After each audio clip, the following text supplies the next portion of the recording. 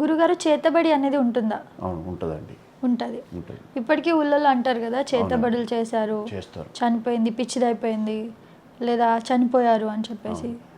ఎలా ఉంటుందంటే చేతబడిని ఏ విధంగా నమ్మాలి మనం? కొందరు చేతబడి చేసేవాళ్ళు రాక్షస గడియలో పుడతారండి. హుహు. రాక్షస గడియల్లో పుట్టి వాళ్ళకు రాక్షసుడు బలవంతుడై కూర్చుంటాడు. అదే గురువు, శుక్రుడు, శని వీళ్ళందరికీ నీచమై ఉంటాడు వాళ్ళకు. అలాంటప్పుడు నీచ బుద్ధులు కాక ఏం పుడతాయండి?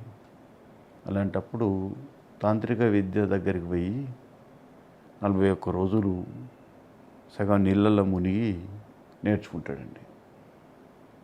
నేర్చుకుని ఊర్లోకి వచ్చిన తర్వాత ఆ చుట్టుపక్క సరౌండ్ ఏరియాలో 30 కిలోమీటర్ల సరౌండ్ ఏరియాలో ఎవరూ చనిపోయినా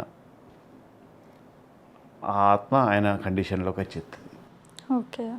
అప్పుడప్పుడు మీరు కొన్ని ఊళ్ళల్లో చూడండి, అన్ని చెట్లు పచ్చగా ఉంటే ఒక చెట్టు ఎండిపోతుంది. అవును.